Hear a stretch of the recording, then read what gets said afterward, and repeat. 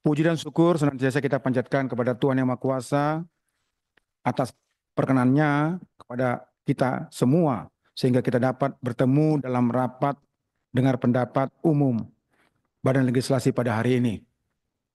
Pertama-tama, kami ucapkan selamat datang dan terima kasih kepada yang terhormat Profesor Burhanuddin Muhtadi dan perwakilan Pusat Data Analisis Tempo, Pak Philip, dan tim yang telah memenuhi undangan Badan Legislasi di ruang rapat Badan Legislasi hari ini. Sesuai dengan laporan sekretariat, rapat pada hari ini telah dihadiri dan ditandatangani oleh 20 orang anggota dari 8 fraksi. Karena hari ini tidak untuk mengambil keputusan, maka rapat hari ini kita mulai dan rapat ini terbuka untuk umum. Para hadirin dan pimpinan, narasumber yang saya hormati dan saya banggakan, salah satu tugas Badan Legislasi sebagaimana diatur dalam Peraturan DPR RI nomor 1 tahun 2020 tentang tata tertib juntuh Peraturan DPR RI nomor 2 tahun 2020 tentang pembentukan undang-undang adalah merupakan penyusunan dan pembahasan rancangan undang-undang terkait dengan hal tersebut sesuai dengan Prolegnas 2020 prioritas tahun 2025. Badan Legislasi akan menyusun rancangan undang-undang tentang perubahan atas Undang-Undang Nomor 16 Tahun 2000 tahun 1997 tentang statistik, serta ingin mendapatkan masukan atau pandangan dari para narasumber serta masyarakat, sivitas akademika, dan juga para pihak yang berkepentingan dalam terkait dengan undang-undang statistik tersebut. Karena memang kita harus mendapatkan meaningful participation dari masyarakat tentang apapun yang akan dibahas. Pada hari ini kita dihadiri oleh 2 orang narasumber yang luar biasa, dan nanti Bapak Ibu sekalian anggota legislasi yang saya hormati, kita akan mendengarkan kepada beliau untuk apa yang akan disampaikan. Namun sebelum diberikan kesempatan kepada kedua narasumber untuk menyampaikan masukan dan pandangannya tersebut, kita bacakan susunan agenda RDPU pada hari ini sebagai berikut. Pengantar rapat telah saya sampaikan, kemudian masukan atau pandangan dari kedua narasumber atas rancangan undang-undang tentang perubahan atas Undang-Undang Nomor 16 Tahun 1997 tentang statistik. Kemudian nanti ada diberi kesempatan kepada anggota dan diakhiri dengan penutup. Bapak Ibu sekalian, rapat hari ini kita mulai pukul 13.30 dan akan berakhir nanti pukul 15.00. Karena narasumber juga akan ada yang tugas lain yang tidak bisa tinggalkan. Namun apabila ada hal-hal yang perlu didiskusikan lebih lanjut, rapat dapat diperpanjang sebagaimana kebutuhan kita masing-masing dalam acara ini. Sesuai kesempatan rapat yang akan kita dapatkan. Apakah rancangan tersebut dapat disetujui? Untuk mengefektifkan waktu dan jalannya rapat, atas izin anggota selanjutnya kesempatan pertama kami persilahkan kepada yang terhormat Profesor Burhanuddin Muhtadi, dan setelah itu dilanjutkan perwakilan Pusat Data Analisis Tempo, diberikan masing-masing waktu berapa menit, Prof? 10 menit dari Bapak, saya tambah 12 menit. Saya persilahkan. Terima kasih. Pertama-tama saya ingin menyampaikan apresiasi dan penghargaan kepada pimpinan dan anggota Badan Legislatif DPR RI yang telah mengundang saya untuk menyampaikan masukan dan sekaligus rekomendasi yang mungkin bisa dipertimbangkan dalam pembahasan perubahan Undang-Undang Statistik. Nah, saya sudah menyiapkan slide, memang tidak terlalu terperinci karena terus terang baru dihubungi beberapa hari lalu, tapi saya kira apa yang saya akan sampaikan itu mewakili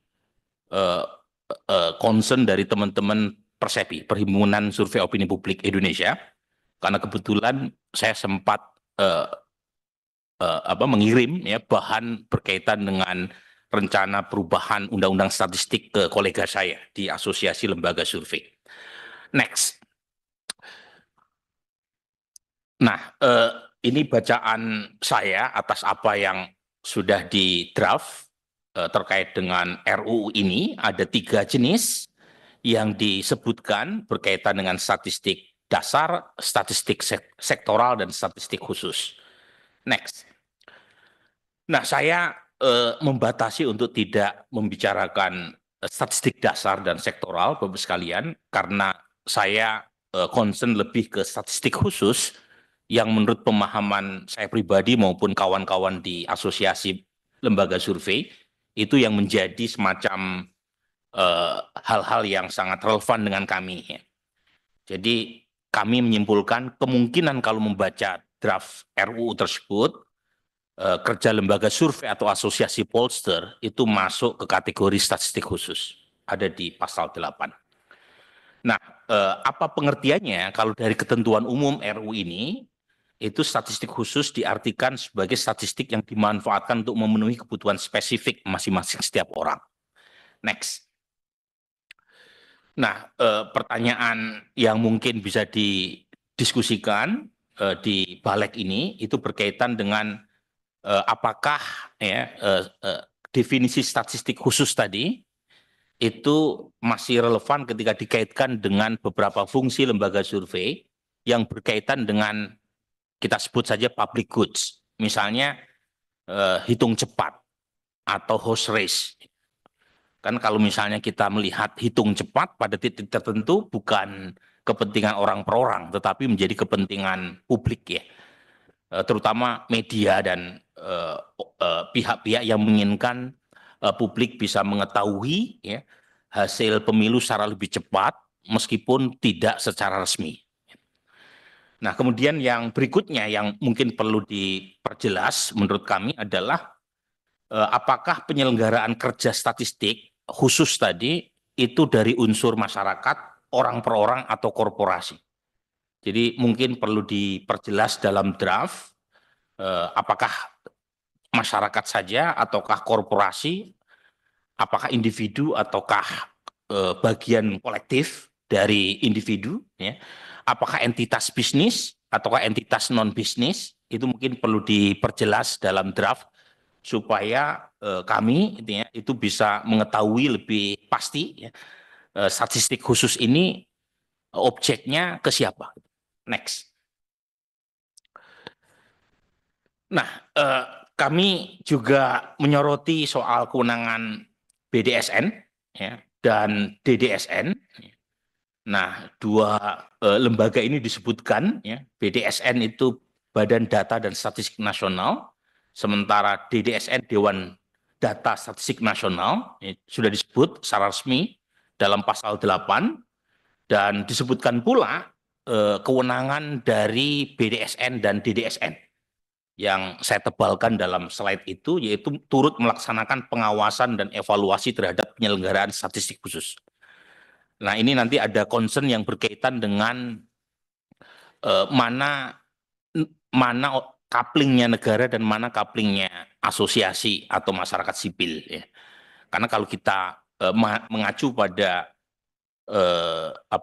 pada pemilahan antara state kemudian society, sebenarnya untuk kerja statistik khusus terutama yang tergabung di asosiasi itu bukan couplingnya negara. Itu couplingnya sepenuhnya asosiasi profesi untuk menegakkan kode etik. Nah, misalnya ya, kalau di Persepi kita punya namanya Dewan Etik. Sudah ada 6 lembaga survei anggota kami yang kita pecat karena melanggar Dewan Etik. melanggar kode etik yang kita tetapkan dalam ADRT. Kemudian IDI misalnya, IDI punya kan Ikatan Dokter Indonesia, Dewan Etik juga. Nah, jadi masing-masing asosiasi profesi punya semacam dewan etik dari kelompok independen yang kita percaya untuk memastikan SOP yang ditetapkan itu diikuti oleh anggotanya. Kalau misalnya tidak diikuti, ya anggotanya bisa di-terminate keanggotanya. Nah, pertanyaannya kalau misalnya ada BDSN dan DDSN, itu bagaimana kewenangan Dewan Etik dari masing-masing asosiasi? Apakah terjadi overlap? Dan kalau misalnya kewenangan yang dimiliki oleh Dewan Etik, apakah dengan otoritas yang dimiliki oleh BDSN maupun DDSN itu serta-merta menghapus secara resmi keberadaan Dewan Etik dari asosiasi? Nah, ini kira-kira mohon arahan dari pimpinan maupun anggota Balek untuk memperjelas ya pengawasan dan evaluasi terhadap penyelenggaraan statistik khusus ini itu seperti apa agar tidak tumpang tindih dengan coupling society ya yang seharusnya memang setiap asosiasi itu punya gitu, semacam dewan etik. Next. Nah, jadi ini kira-kira apa yang tadi saya sebut ya. Jadi pertama, secara normatif seharusnya Dewan Asosiasi tadi itu punya kewenangan untuk mengurus anggotanya sendiri, ya, tanpa melibatkan penetrasi negara. Tetapi masalahnya memang kompleks ini, pimpinannya. Tidak semua asosiasi lembaga survei itu punya Dewan Etik. Jadi setidaknya ada 3 asosiasi lembaga survei yang saya tahu, ada Persepi, kemudian ada Aropi, ya. Kemudian ada satu lagi baru, kebetulan ada kawan dari Poltreking yang bergabung membentuk lembaga baru, ya asosiasi baru. Tetapi dari 3 lembaga tadi yang menurut saya mungkin bisa salah, tetapi pemahaman saya yang paling solid, paling kredibel, termasuk dalam memastikan kode etik itu diikuti anggotanya adalah Persepi. Yang lain saya tidak tahu apakah mereka punya dewan etik dengan kode etik yang tegas mengatur anggotanya atau tidak. Nah, pertanyaan saya kembali seperti yang tadi saya sebut, kalau misalnya dewan etik yang dimiliki oleh asosiasi yang menyelenggarakan statistik khusus ini itu bertanda kutip berbeda gitu ya dengan DDSN dan BDSN, siapa yang diikuti? Kan bisa saja misalnya menurut asosiasi Persepi salah satu anggota kami dianggap melanggar, sementara menurut DDSN atau BDSN mungkin tidak dianggap melanggar misalnya ya. Nah ini, jadi sebenarnya saya secara pribadi berharap ini kewenangan dari asosiasi. Ya, tetapi lagi-lagi tidak semua asosiasi punya memang dewan etik. Nah, apakah misalnya RU ini memastikan asosiasi itu memiliki semacam dewan etik, ya, sehingga ada kekuatan law enforcement bagi setiap asosiasi untuk menegakkan aturan kepada anggotanya. Sebab kalau tidak ada aturan, ya suka-suka saja kan, tidak ada law enforcement. Ya. Kemudian yang berikutnya, ya tadi saya sudah sampaikan nih, next berarti, next. Oke, nah sekarang kalau kita lihat perlindungan terhadap organisasi profesi, saya mengapresiasi draft yang saya baca cukup bagus ya dalam melindungi organisasi profesi statistik.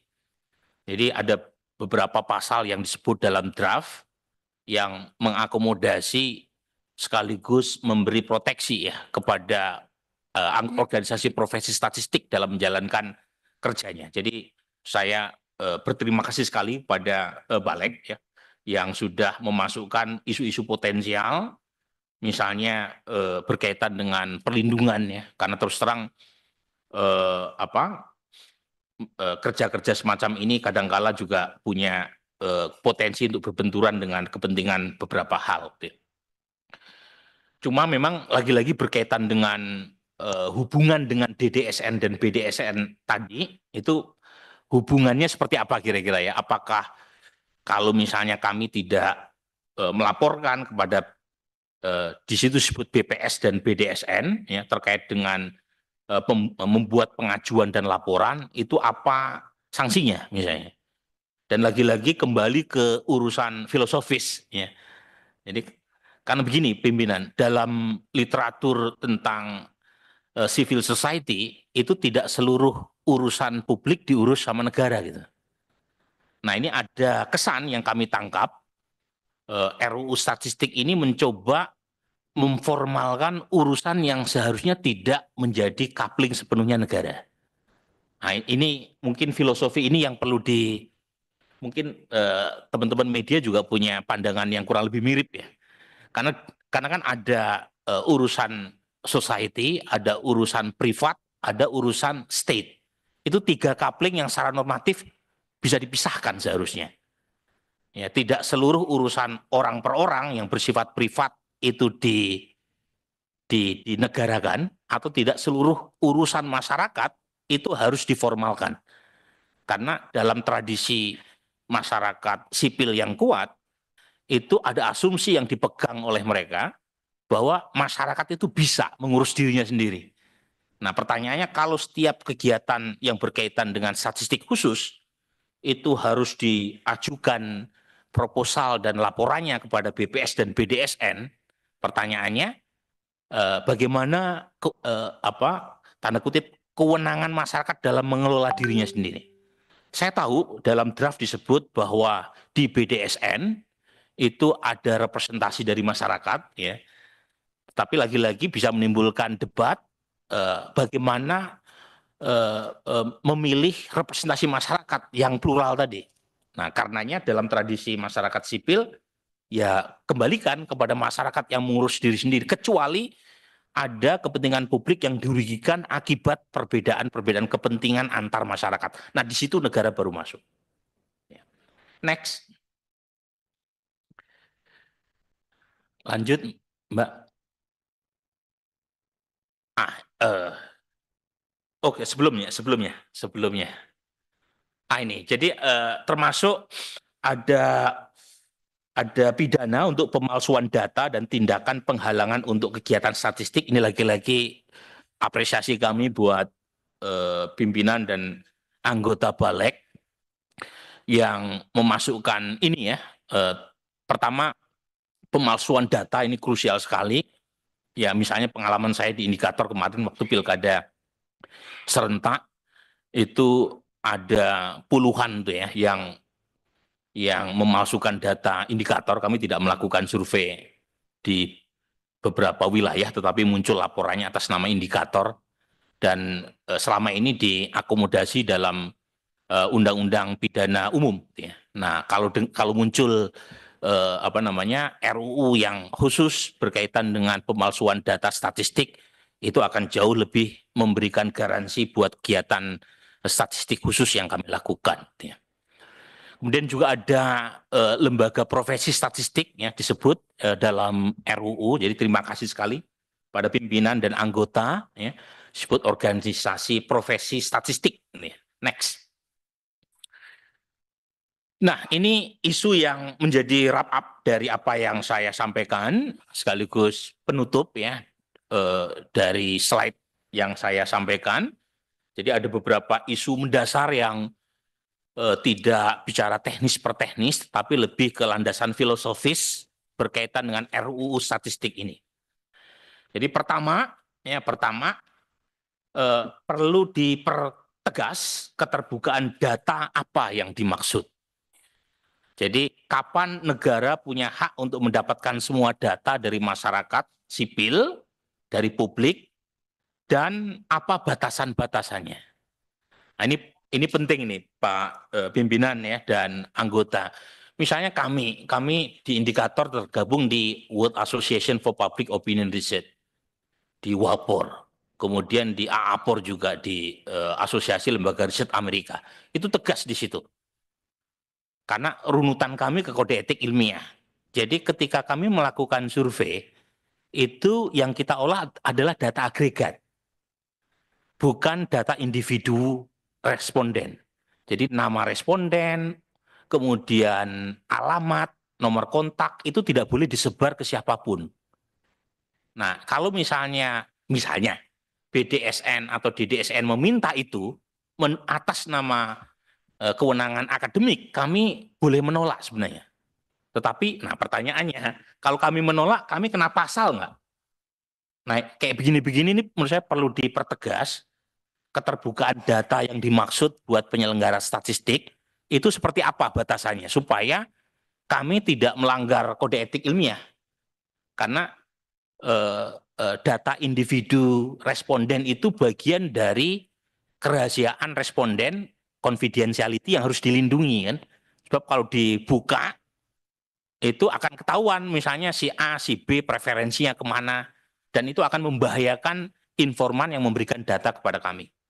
Jadi kami mohon pada pimpinan dan anggota untuk mempertegas keterbukaan data yang dimaksud seperti apa. Kami nggak ada masalah untuk memberikan data kepada BDSN atau DDSN sepanjang tidak melanggar kode etik ilmiah. Gitu. Misalnya seperti itu mungkin batasan yang bisa membantu untuk win-win ya antara penyelenggara statistik khusus ya dengan BDSN atau DDSN.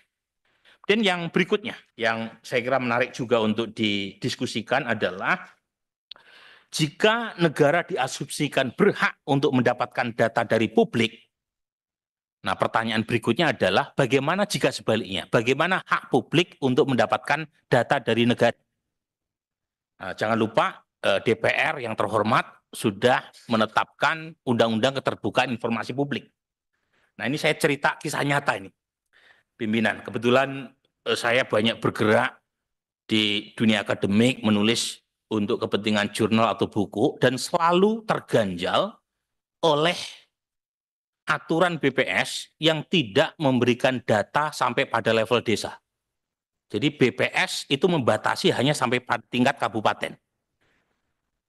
Nah, padahal data BPS melalui sensus itu data yang didapatkan melalui uang publik, melalui pajak. Di semua negara yang saya ketahui, data sensus itu boleh dibuka kepada masyarakat. Tapi BPS membatasi hanya sampai tingkat kabupaten. Nah, uniknya, saya punya kolega, dia profesor di salah satu Ivy League di Amerika. Dia punya data sensus level desa dari BPS Indonesia. Saya tanya, gimana Anda dapat itu? Beli. Gitu. Nah, pertanyaannya kenapa kami sarjana lokal tidak punya akses? Saya siap untuk membeli kalau diminta beli. Gitu ya. Sementara akademisi asing boleh. Gitu. Nah, apakah ada mindset kolonial begitu? Bayarnya pakai dolar. Jadi ini mohon pimpinan dan anggota menyampaikan concern kami ke BPS karena ini kan kaitannya dengan negara berhak meminta data dari publik, tetapi ketika publik meminta data kepada mereka, pilih-pilih itu datanya. Nah ini karena terus terang data level desa itu penting. Kalau misalnya kami punya akses terhadap data sampai pada level desa, itu akan banyak pengetahuan yang bisa diproduksi, dan itu berguna juga buat kepentingan negara dan pemerintah, terutama supaya hasil sensus itu tidak sekedar berhenti sebagai sensus. Ya. Nah itu kira-kira yang terakhir misalnya hasil sensus 2020, itu proporsi agama dan etnik tidak dikeluarkan sama BPS. Saya tidak tahu alasannya. Yang disebut oleh kawan dari BPS ketika kami datang ke sana, data agama dan etnik sensitif. Jawabannya hanya sensitif. Tapi suatu saat kami ada diskusi di Indikator, gitu ya, judulnya masa depan agama. Gitu ya. Kami undang Dirjen Sains dan Teknologi Profesor Ahmad Najib Burhani. Dia punya datanya itu, data agama dan etnik. Nah, ketika saya tanya kenapa saya nggak punya, jawaban dia sambil bercanda, karena saya bukan pejabat. Oke, next. Nah, ini yang krusial berikutnya adalah soal isu penyelenggara statistik punya hak untuk mengawasi dan mengevaluasi diawasi dan dievaluasi oleh BSDN dan DSN. Ini tadi saya sudah sampaikan.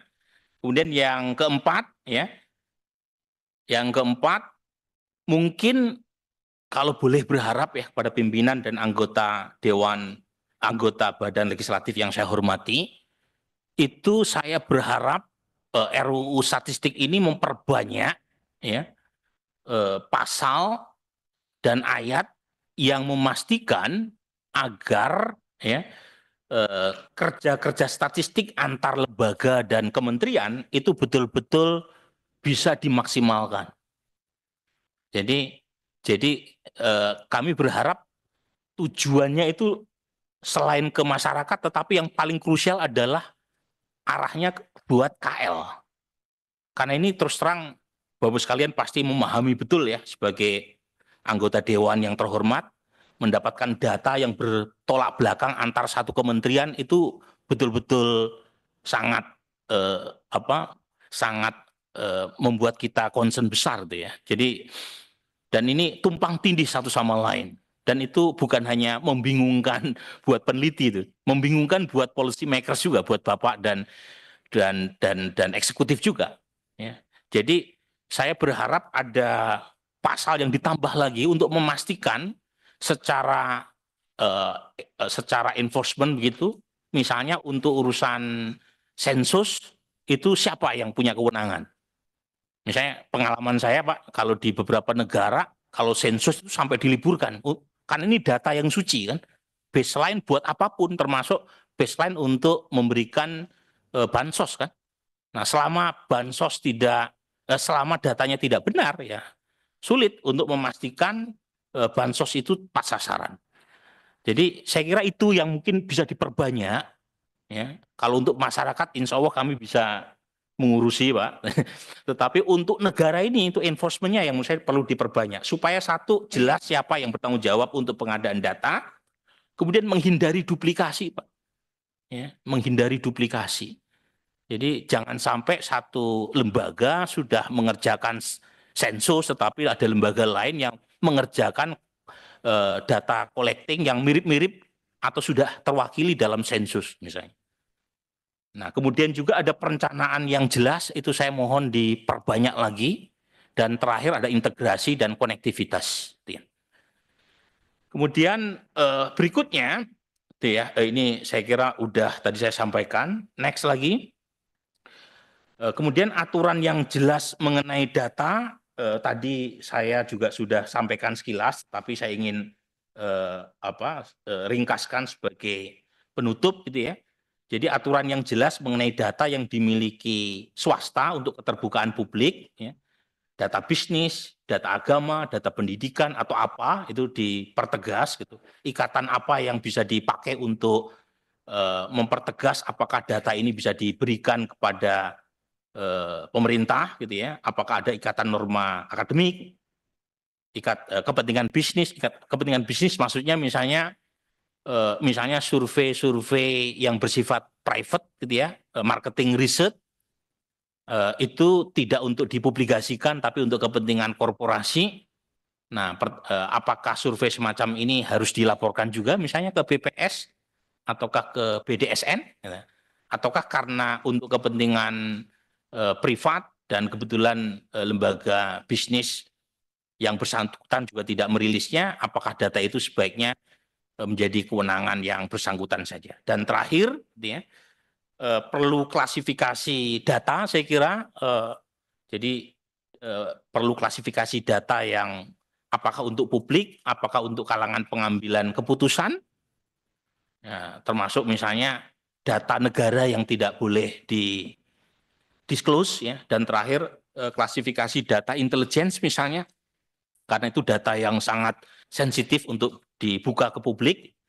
Nah itu saya kira perlu diperbanyak lagi penegasannya dalam RUU supaya undang-undang ini memberi arahan dan panduan yang tegas untuk memastikan ya perubahan terkait dengan undang-undang statistik ini betul-betul bisa meningkatkan ya kualitas pengumpulan data statistik dan kualitas pengambilan keputusan.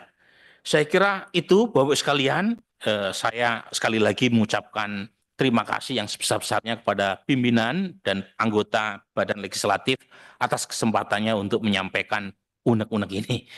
Akhirul kalam, Assalamualaikum warahmatullahi wabarakatuh. Waalaikumsalam warahmatullahi wabarakatuh. Terima kasih kepada yang terhormat Profesor Burhanuddin Muhtadi. Kalau di sini beliau lebih memberikan banyak masukan tentang apa poin-poin, strategi khusus dan seterusnya. Mungkin Bapak sudah pernah membaca draft awal ya. Ya, itu masih awal Pak. Nanti kita akan diskusikan lagi. Kami akan melaksanakan juga nanti FGD. Nanti kita diskusi langsung dengan pemangku yang akan kita temukan. Kalau ini kan Bapak kepada anggota Badan Legislasi saja. Kita temukan lagi. Terima kasih Pak. Nanti banyak sekali pertanyaan-pertanyaan. Di sini sudah ada 42 orang masuk di sini saya yang akan menanyakan. Luar biasa. Dan berikutnya kita beri kesempatan kepada Bapak Philippus Parera. Beliau ini adalah Direktur Pusat Data Tempo. Ya, waktu Bapak sebenarnya standar 10 menit. Bapak butuh berapa? Karena tadi Pak Prof. Burhanuddin dia minta 10, saya kasih 2 tambah 2 menit, ternyata persis 13 menit seluruhnya. Ya, Bapak mau butuh berapa menit? Saya waktu saya untuk Prof. Burhan aja lah. Jadi Bapak tetap 10 menit? boleh lebih kurang dari itu juga boleh. Karena saya kira enaknya ngomong setelah Prof. Burhan itu semua sudah di cover. Ya Pak, waktu Bapak saya berikan 12,5 menit Pak. Silakan. Iya, baik. Saya boleh mulai. Pimpinan yang... Pak sebentar Pak, itu beliau tuh kakak Bapak? Bukan? Oh ya, kakak. Iya. Silakan Pak. Ya baik, terima kasih pimpinan yang saya hormati, anggota Badan Legislatif. Saya kira tadi seperti saya sampaikan ini enaknya bicara setelah Prof. Burhan, semua sudah tercover. Ya, lalu saya juga minta maaf kami tidak menyiapkan presentasi karena tadi kami dapat undangan hari Jumat, bahkan baru baca buru-buru Sabtu Minggu kami ya dengan keluarga lalu Senin ini ke sini. Tapi kalau memang dibutuhkan kami bisa susulkan tanggapan tertulis begitu. Saya kira kami juga waktu baca draft RUU concernnya lebih banyak kepada statistik khusus ya karena memang itu langsung terkait dengan apa yang kami kerjakan di Pusat Data dan Analisis Tempo.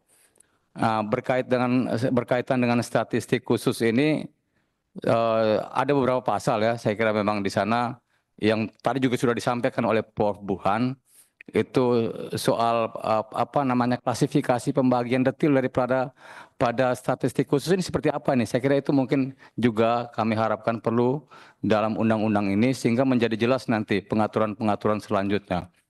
Lalu kemudian juga concern kami yang lain menyangkut statistik khusus ini itu juga soal pelaporan tadi ya, ini rejim aturan apakah memang harus begitu? Karena kami khawatir kalau kami di Pusat Data dan Analisis, kami banyak menservis ya klien untuk riset-riset, misalnya market research begitu.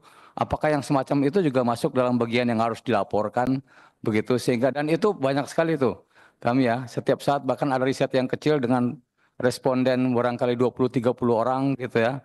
Itu apa kalau yang kecil-kecil yang dilaporkan juga akan merepotkan juga secara administrasi sementara dalam pandangan kami kemanfaatannya bagi publik juga barangkali terbatas ya karena itu menyangkut kepentingan private. Itu yang soal laporan. Tapi begini, setelah membaca rancangan undang-undang kami pertama sangat mengapresiasi ya niat Dewan untuk membarui undang-undang statistik karena kami percaya, kami setuju bahwa ada perkembangan yang luar biasa 30 tahun terakhir ya sejak Undang-Undang Nomor 16 tahun 97 menyangkut statistik.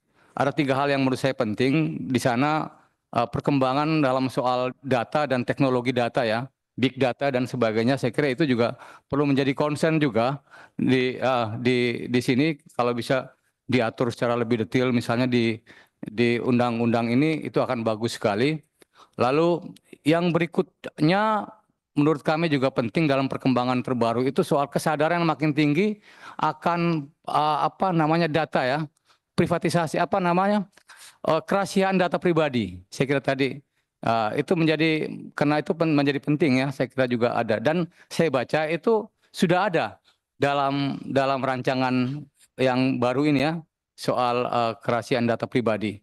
Hanya nanti kemudian nanti berkaitan dengan pelaporan, nah itu juga perlu pendetilan. Tadi juga sudah disinggung oleh Prof. Burhan. Sejauh mana ini kami sebagai penyelenggara statistik khusus itu harus melaporkan ya apa namanya penelitian-penelitian kami, survei atau riset kami kepada badan yang nanti dibentuk misalnya. Apakah sampai kepada juga responden misalnya yang secara etis sebenarnya itu harus dilindungi itu kerahasiaannya gitu ya. Jadi ini itu hal kedua. Lalu perkembangan lain saya kira yang menyangkut data dan kenapa saya menganggap pengaturan melalui perbaikan undang-undang ini penting adalah soal kesadaran yang semakin tinggi saya kira di tengah masyarakat dan saya kira di mana-mana bahwa sekarang ini memang keputusan-keputusan atau kebijakan itu memang sebaiknya sedapat mungkin didasarkan atas data. Sehingga rencana atau niat baik dari DPR dari Bapak-bapak untuk memperbaiki sistem data nasional menurut saya seharusnya juga diarahkan ke sana. Bagaimana itu pada akhirnya pada ujungnya dapat membantu negara ya untuk kemudian membuat database policies ya saya kira semacam itu. Nah ini tentu ujung-ujungnya akan berkaitan dengan pertanyaan yang sama dari Prof. Burhan tadi. Bagaimana undang-undang ini juga harus bisa membantu supaya penyelenggara data dari pemerintah terutama itu bisa lebih terstruktur dan teratur secara baik. Ini soal data tumpang tindih ini juga menjadi saya kira kami di media itu kalau mau nulis berita soal cadangan beras nasional itu masih bingung tuh. Mau pakai datanya Bulog, mau pakai datanya BPS, mau pakai datanya Dinas Pertanian, kayak Kementerian Pertanian. Itu beda-beda tuh datanya. Atau ketika mau menulis soal bantuan sosial, itu juga bingung tuh. Ya, datanya macam-macam. Kalau kita pergi ke provinsi, ke daerah mereka punya data sendiri, ke Kementerian Sosial mereka punya data sendiri, BPS punya data sendiri gitu ya. Dan kadang-kadang datanya malah kalau soal ini datanya tidak diperbaharui itu. Ya. Ada data saya kira jadi itu menjadi menurut saya menjadi kenapa saya kira kita perlu mengapresiasi ya upaya ini. Itu saya kira itu ya. Yang lain saya kira sudah disampaikan dengan sangat lengkap oleh Prof. Burhan. Mungkin terkait dengan pelaporan saya kira juga yang penting kami pingin tegaskan lagi juga soal resiprokal ya, unsur tadi timbal balik.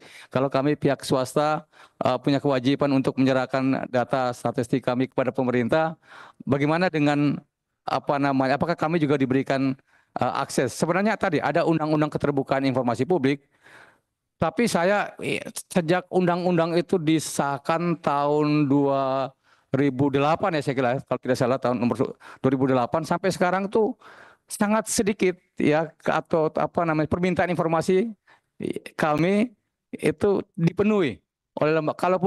Jadi kalaupun dipenuhi itu berbelit-belit ya kan meskipun di lembaga-lembaga itu sudah ada tuh badan pengurusan informasi publik itu. Kalau pengalaman saya yang mungkin agak baik itu di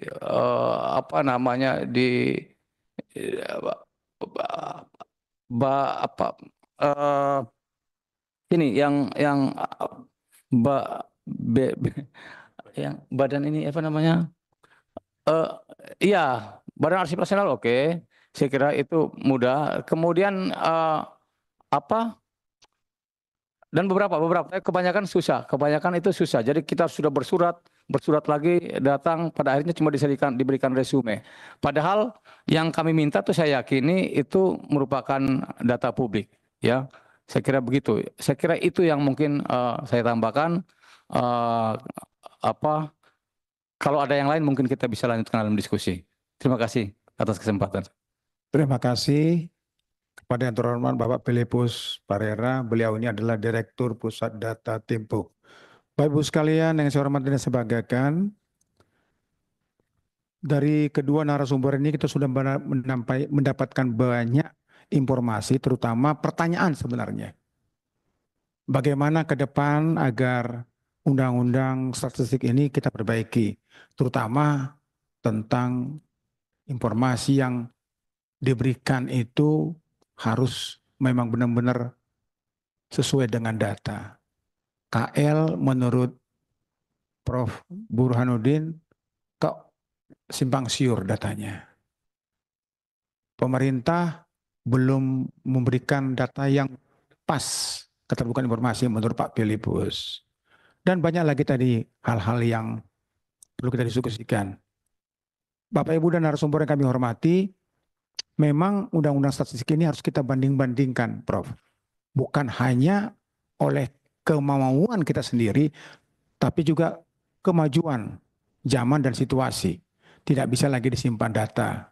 Tadi Pak Filipus mengatakan data A itu diminta ini, data B diminta ini, dan seterusnya tidak ada yang pas, yang klop, simpang siur. Dan ini memang perlu bagian yang penting untuk kita perbaiki. Dan tidak semua juga data yang bisa kita minta dari publik misalnya. Kan nggak bisa semua, nanti Pak Prof. Burhanuddin kan tersinggung juga. Kok bisa diminta kita semua, sementara pemerintah juga datanya tertutup. Nah inilah nanti kita elaborasi, kita kaitkan, dan nanti diskusi-diskusi ini Prof. dan Pak Philip tidak hanya berhenti di sini Pak. Kami juga nanti diskusi dengan Prof. Burhanuddin untuk mendapatkan data lain, apa kira-kira yang bisa masukkan agar BPS ini yang kita revisi ini benar-benar baik. Baik Bapak Ibu sekalian, di meja pimpinan sudah ada beberapa orang. Pertama yang menuliskan di sini adalah Bapak Habib Syarif Muhammad, beliau dari fraksi PKB, dan siap-siap di belakangnya Bapak Frederick Kalalembang dari fraksi Demokrat. Kepada Pak Habib, kami persilakan. Terima kasih pimpinan. Assalamualaikum warahmatullahi wabarakatuh.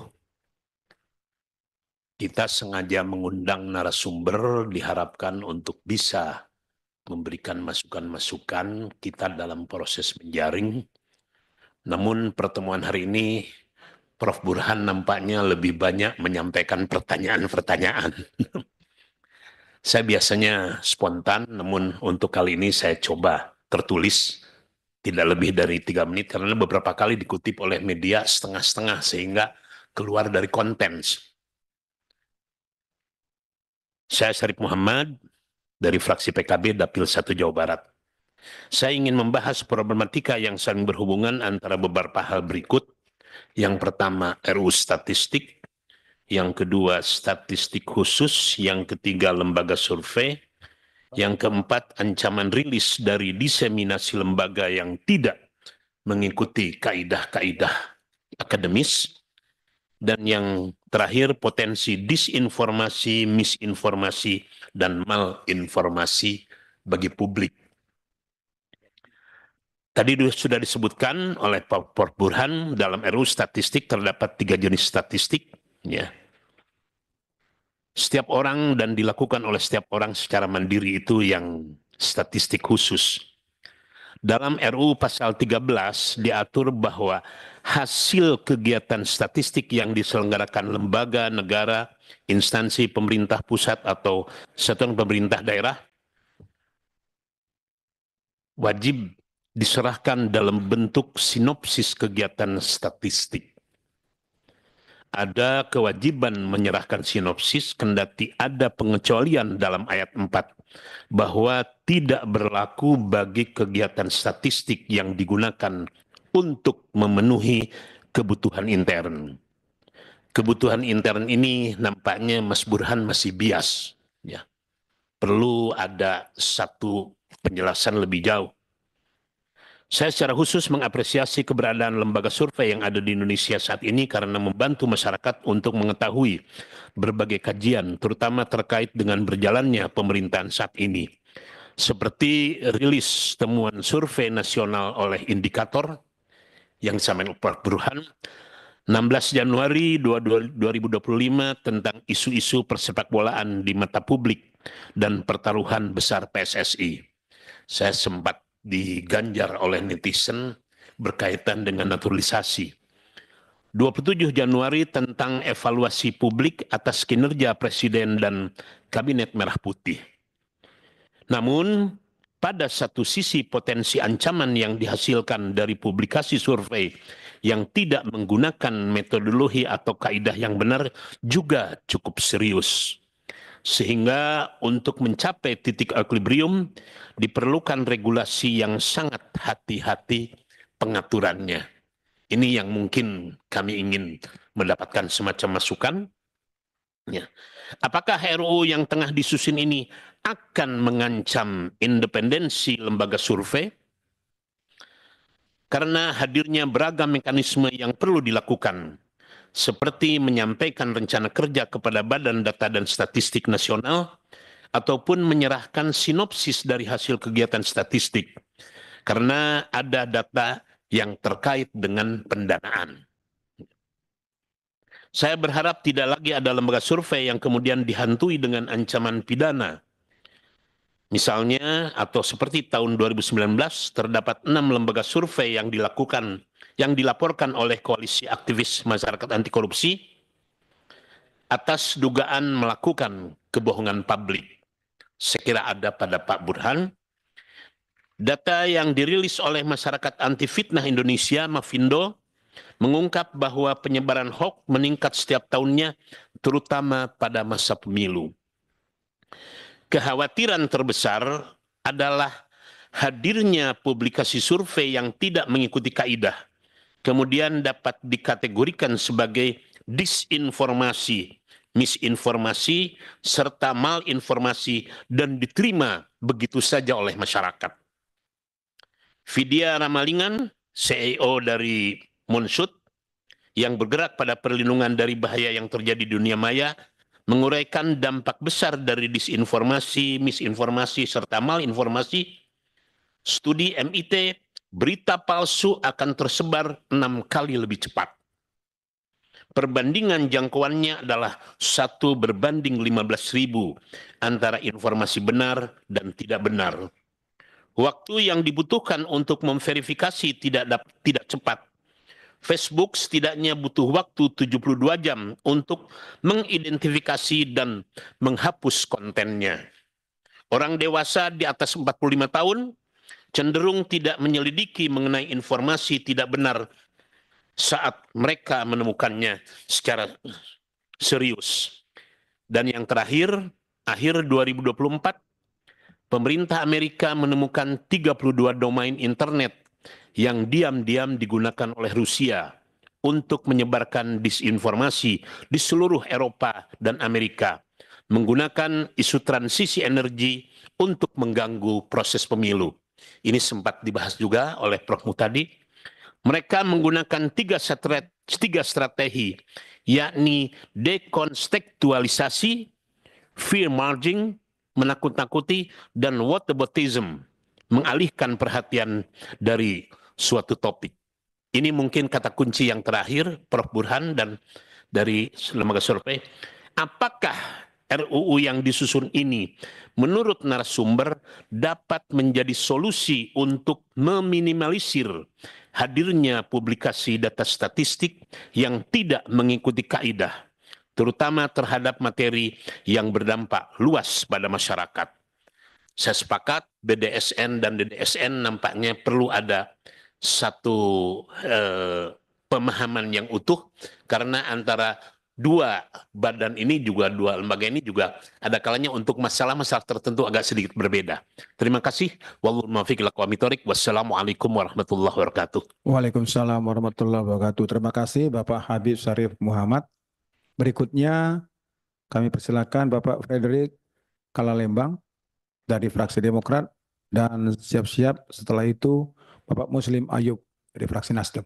Kami silakan. Terima kasih pimpinan. Assalamualaikum warahmatullahi wabarakatuh. Sebelah kiri Pak Burhan. Saya Frederick Kalalembang dari fraksi Partai Demokrat.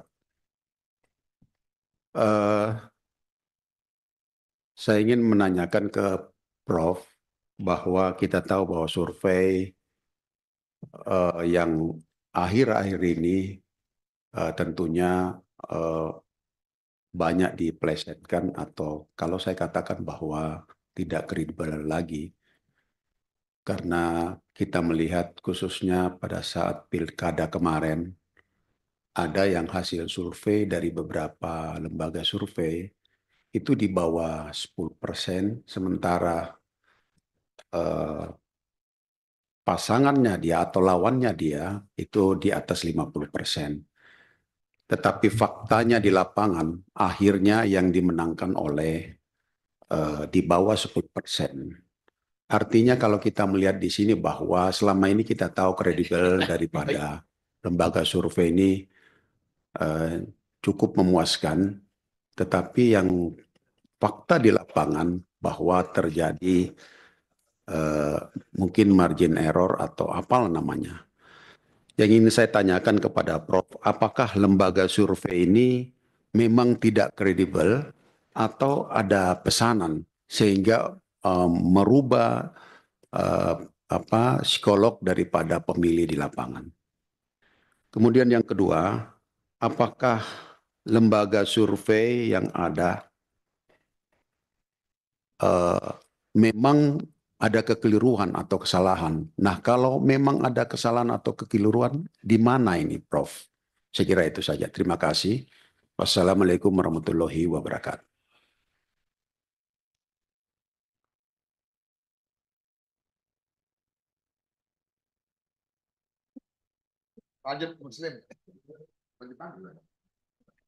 Sorry Pak, maafkan. Berikutnya Bapak Muslim Ayub, siap-siap. Setelah itu Ibu Lydia Hanifah. Kami silakan.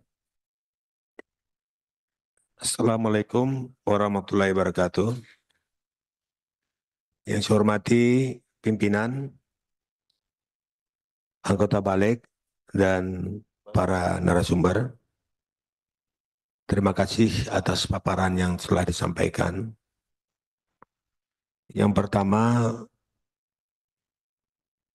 saya menanyakan beberapa hal terkait, yang pertama terkait dengan pidananya ini. Di dalam rancangan undang-undang ini kan ada pidananya.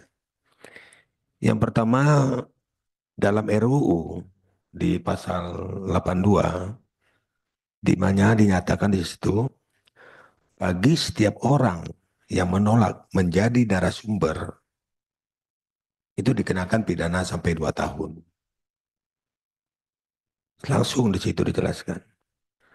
Sementara di pasal 48, di situ dicantumkan setiap orang berhak untuk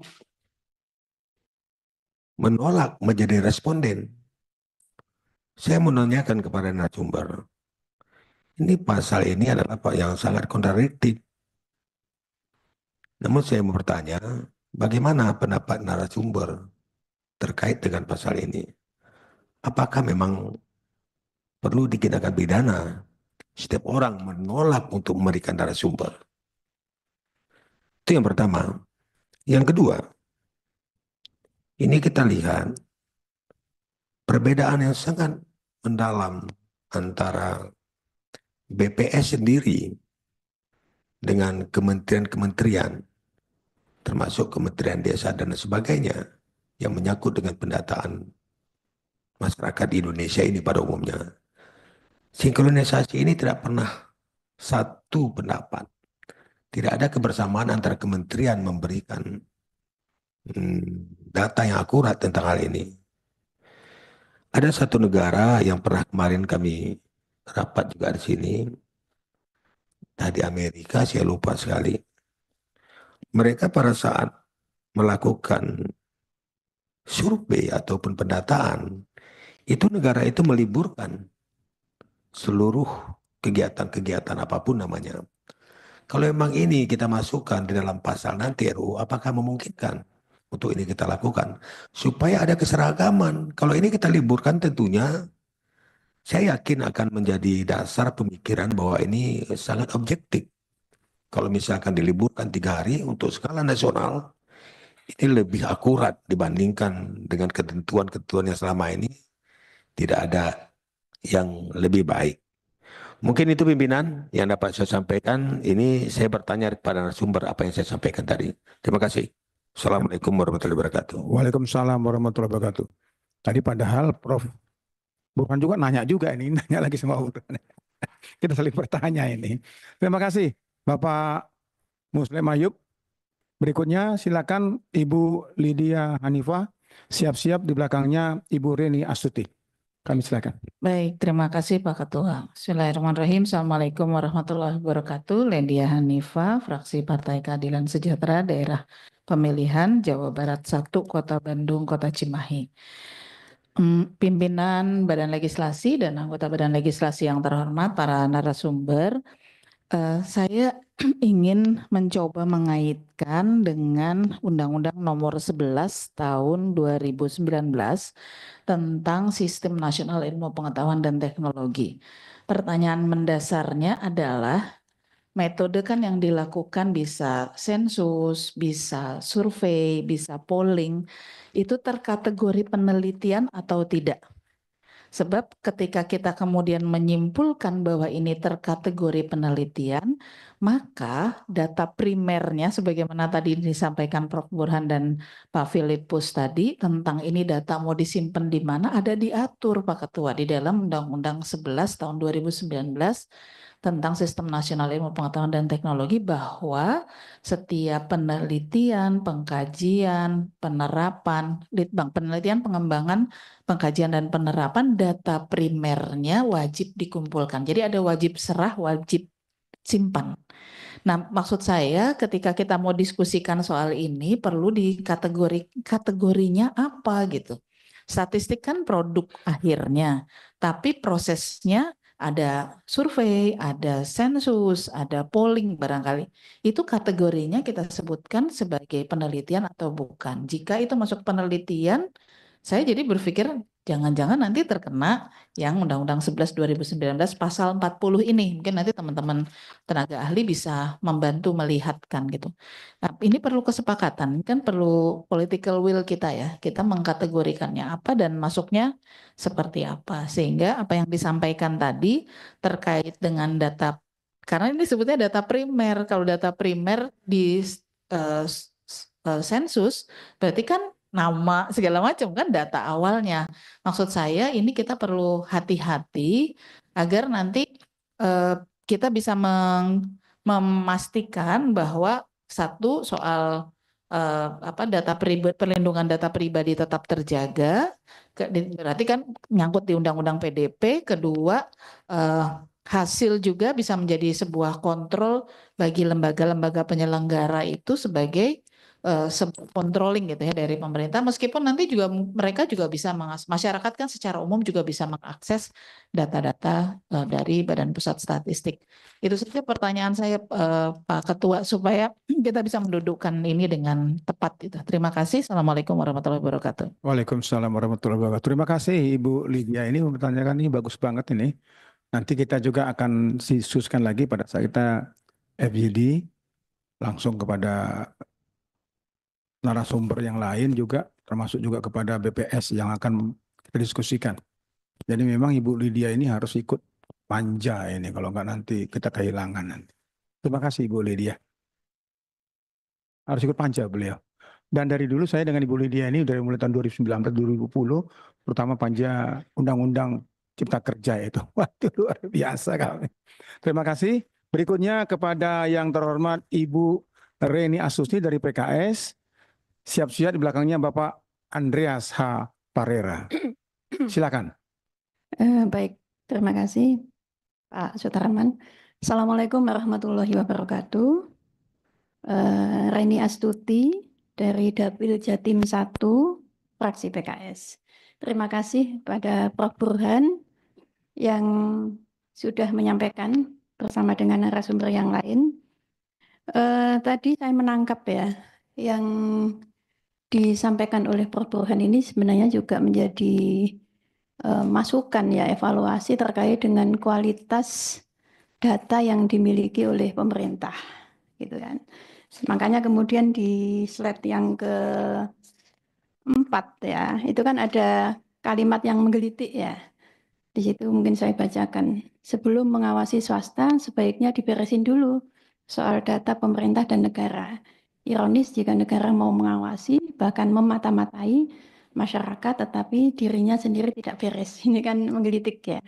Artinya memang harus RUU ini sebenarnya tujuannya memang membuat kualitas data statistik di Indonesia ini semakin bagus. Apakah itu yang masuk pada kategori statistik dasar ataukah sektoral ataukah yang khusus begitu.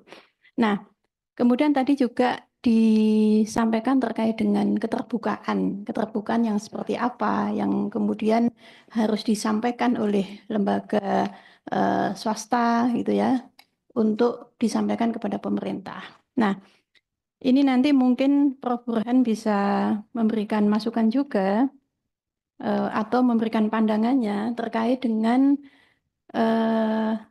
pasal 2 yang ada di RUU di azas dan tujuan. Sebenarnya kalau kita melihat secara rinci di RUU yang lagi kita bahas ini, di sana disampaikan bahwa penyelenggaraan statistik itu memiliki azas mulai dari keilmiahan, kualitas, keterpaduan, ada keterbukaan, ada kerahasiaan, sampai kemudian di kepastian hukum.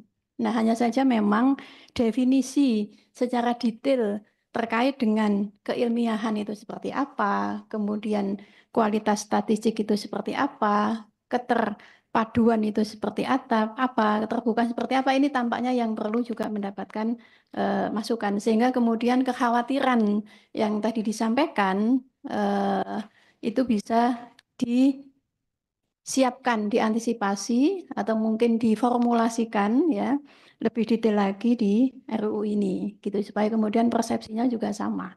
Ya, itu yang pertama. Kemudian yang kedua, kita tahu bersama bahwa saat ini kita punya lembaga BPS. Ya, BPS ini yang menghimpun dan juga mengeluarkan beberapa data yang sudah diolah gitu. Saya ingin mendapatkan pendapat ya, secara kelembagaan, apakah BPS ini masih perlu pada posisi yang seperti ini ya, ataukah mungkin ada pilihan lain supaya pada sisi independensi, ataukah mungkin BPS malah bisa menjadi leading sektor lintas kementerian dan lembaga agar kemudian keterpaduan data ini bisa lebih terjamin gitu. Itu saya kira perlu pandangan dari Prof. Burhan. Kemudian yang terakhir terkait dengan asosiasi. Tadi disampaikan bahwa tidak semua asosiasi memiliki dewan etik ya. Apakah itu perlu diatur gitu di dalam RUU ini untuk menjamin kualitas data, kualitas statistik yang dianalisa oleh lembaga-lembaga yang ada. Karena saya melihat sesungguhnya lembaga swasta ini, lembaga-lembaga survei apapun itu, ini sebenarnya juga memiliki fungsi kontrol terhadap kebijakan pemerintah. Nah, ini saya kira sangat dibutuhkan untuk kondisi saat ini.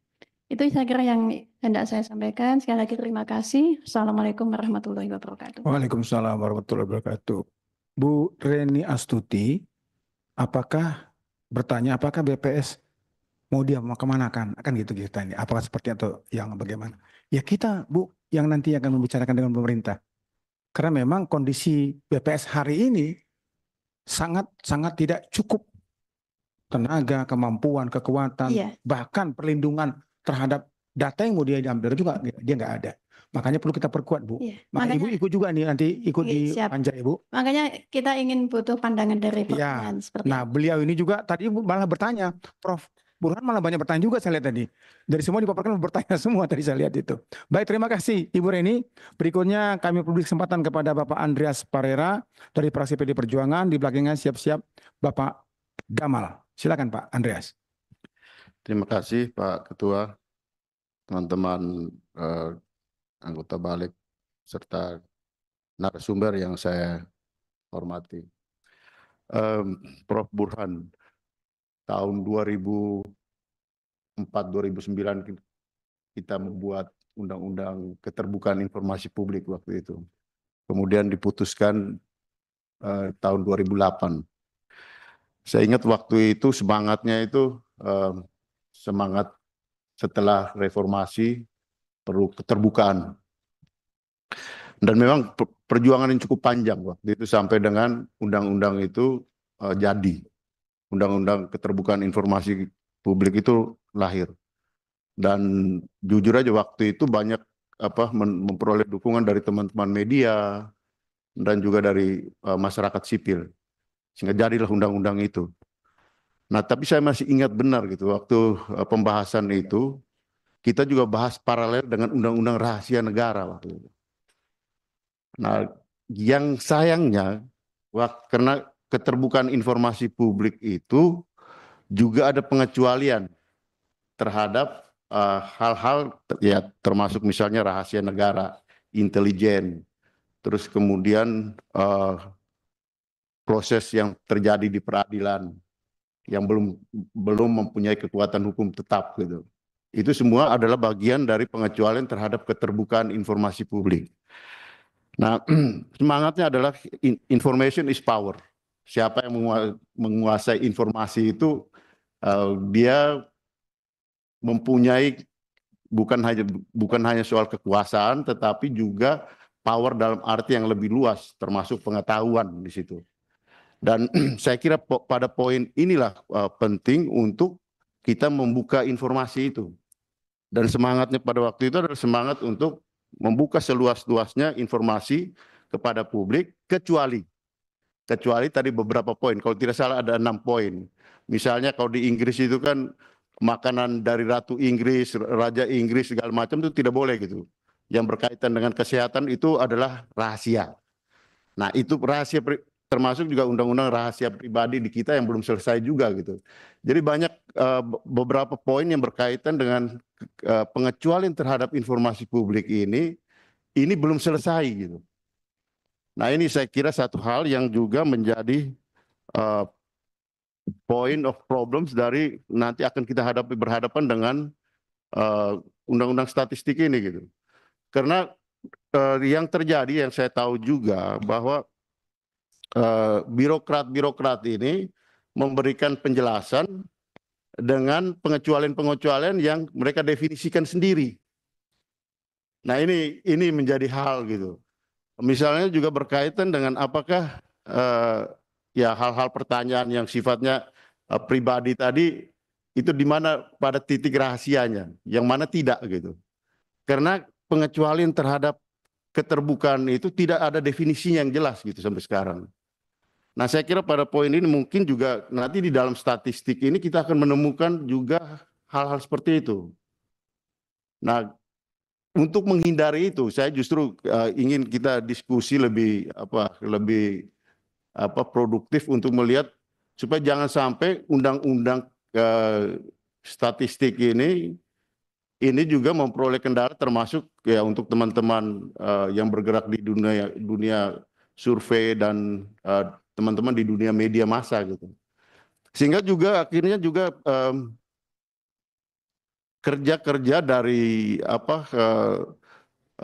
ya teman-teman jurnalis itu menjadi terhambat karena ya urusan-urusan seperti ini. Saya pernah menjadi saksi di MK untuk waktu itu ada persoalan yang berkaitan dengan permintaan data soal kepolisian dan yang lain-lain. Nah, tapi kemudian terhambat berkaitan dengan kerahasiaan informasi yang berkaitan dengan rahasia negara tadi gitu. Jadi saya kira perlu menjadi masukan buat kami yang berkaitan dengan statistik ini untuk menghindari sebelum ada undang-undang yang lain ini ada. Karena sekarang yang berkaitan dengan pengecualian ini banyak yang belum jadi. Kecuali intelijen. Itu yang sudah jadi. Selain daripada itu kan belum ada. Nah, ini bahan diskusi buat kita sehingga kemudian undang-undang statistik ini bisa efektif nanti. Dan yang berikut soal data dan statistik.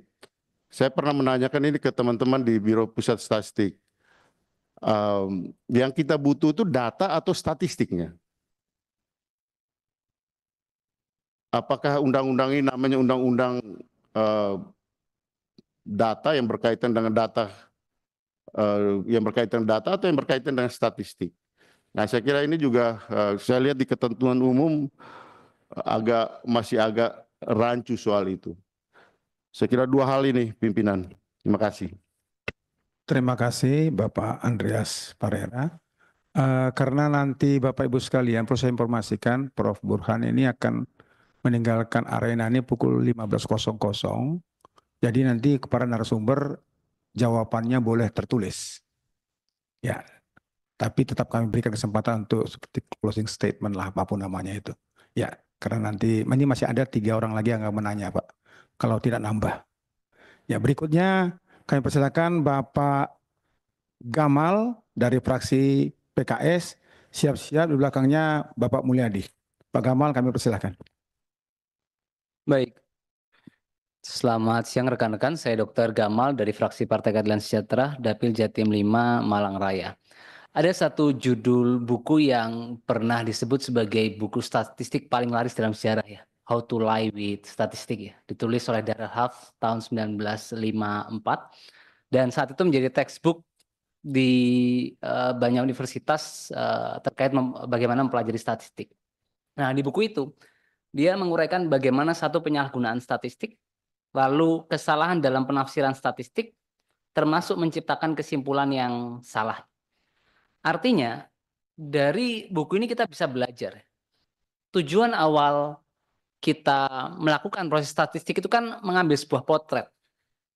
Tapi ternyata ada satu sisi lain yaitu bagaimana menyalahgunakan statistik baik untuk misalkan mendistorsi dari realitas yang ada. Atau mungkin yang kalau kita bicarakan dalam konteks hari ini lembaga survei itu kita lihat adanya perbedaan ya. Kan ada upaya-upaya propaganda melalui hasil pemilu baik mengejar bandwagon effect atau underdog effect misalkan. Tetapi saya selalu mengapresiasi ya hasil lembaga survei karena mungkin dari pertanyaan rekan-rekan tadi juga ketika ada perbedaan menurut saya belum tentu ada upaya mendistorsi. Bisa jadi kan ada perbedaan pengambilan sampel, bisa juga disebabkan oleh ada migrasi pemilih di akhir atau ada militansi dan mobilisasi massa begitu. Nah, itu mungkin konteks pertama. Pertanyaan saya adalah bagaimana upaya kita untuk melakukan konkretisasi sehingga RUU statistik ini mampu meminimalisir ya, celah-celah upaya-upaya distorsi realitas ya melalui penyalahgunaan statistik. Dan yang kedua, kenapa RUU ini penting? Jadi contoh WHO itu pernah mengatakan kematian COVID di Indonesia itu 7 kali lipat lebih besar dibandingkan yang dilaporkan oleh pemerintah. Itu statement WHO. Nah ini kan menggambarkan bagaimana kita punya satu problem besar dalam kapasitas kita melakukan sebuah upaya statistik dan ini ternyata menjadi satu pengaruh. Ketika kita menghitung jumlah kematian lebih kecil, tentu akan banyak upaya-upaya kebijakan yang mungkin akhirnya salah dalam pengambilan keputusan. Nah mungkin konteks kedua yang ingin saya tanyakan adalah apa saja ya instrumen-instrumen yang negara ini ya perlu lakukan untuk mempertajam begitu hasil-hasil laporan-laporan baik penelitian ataupun survei ataupun sensus yang mungkin akan menggunakan data statistik. Itu mungkin dari saya. Terima kasih atas perhatiannya. Terima kasih Pak Gamal. Berikutnya kami silakan Bapak Mulyadi dan siap-siap di belakangnya Bapak Umbu. Bapak Mulyadi kami silakan. Terima kasih pimpinan. Saya langsung saja karena waktu Mas Burhan juga terbatas. Dan mohon maaf tadi saya datang terlambat jadi saya nggak mengikuti apa yang dipaparkan. Tapi sebagai orang yang sering melakukan survei, saya ingin memberikan beberapa hal masukan terkait masalah kategori dulu. Saya sepakat, survei ini tidak masuk dalam kategori statistik biasa. Saya setuju ini khusus, karena dia akan berkembang terus. Dan seperti yang disampaikan oleh Pak Gamal tadi, mungkin dari 2009 ya, kita melakukan survei, sekarang 2024, memang harus ditambah parameter yang harus kita lakukan survei di tengah masyarakat. Karena penyimpangan survei semakin jauh terjadi dibandingkan akurasinya pada tahun-tahun 2009. Ini hal yang menjadi catatan kita. Tentu ada tantangan sendiri. Maka dari itu bisa dia masuk penelitian sebetulnya. Nah, yang tadi disampaikan oleh Ibu tadi, kalau penelitian datanya harus diserahkan ke negara, ini jadi aneh juga. Ini adalah kepentingan seseorang atau perusahaan yang mengeluarkan kos untuk melakukan penelitian terkait dengan misalnya dengan produk dia atau dengan kepentingan seorang politisi, tentu data itu tidak mungkin di-share ya ke publik. Tentu itu merupakan bagian dari rahasia atau strategi dia sebagai seorang politisi. Maka dari itu salah satu lagi hal yang menjadi tantangan kita selama ini seperti yang dilakukan Persepi, begitu sebuah lembaga survei tidak kredibel, mereka diberi sanksi, setelah itu dia langsung keluar dan dia bisa lagi berpraktek. Nah ini yang jadi masalah. Makanya ingin saya pada kesempatan yang akan datang, ada pengaturan khusus yang terkait dengan statistik khusus ini, termasuk lembaga yang berpraktek dalam statistik khusus ini. Tidak bisa seperti yang terjadi saat ini, mereka bebas. Kan bahkan banyak di daerah yang sengaja lembaga survei abal-abal itu kepentingannya sangat pragmatis, sehingga ini bikin kacau opini publik. Nah, jadi memang harus diatur secara khusus. Mungkin kita minta masukan dari Prof. Burhan, karena beliau sudah sangat lama ya berpraktek. Pak Burhan, Pak Saiful Mujani, tolong kami diberi masukan dalam pengaturan ini. Sehingga praktek ke depan itu bisa lebih tertib gitu. Bisa lebih menjamin kepentingan publik ini terjaga. Jangan sampai terjadi seperti sekarang ini. Jadi lembaga survei yang berpraktek sekarang sangat bebas, tanpa ada tanggung jawab moral sama sekali. Yang penting mereka pertimbangannya material dan lain sebagainya. Sementara ini adalah sesuatu yang bersifat ilmiah. Tentu tidak bisa sesuatu yang bersifat ilmiah ini pakai main-main, itu sebetulnya intinya. Jadi saya sangat setuju di sini kalau memang masuk kategori statistik khusus, kita atur juga secara khusus. Jangan sama dengan statistik yang lain yang sifatnya umum gitu. Jadi itu saja, saya nggak terlalu banyak mesti masukan. Mungkin nanti pada saat pembahasan, setelah ada masukan-masukan dari narasumber, nanti kita akan lakukan pendalaman yang lebih lanjut. Saya rasa demikian, pimpinan. Terima kasih. Wassalamualaikum warahmatullahi wabarakatuh. Waalaikumsalam warahmatullahi wabarakatuh. Dari awal memang Prof. Burhan sudah menyampaikan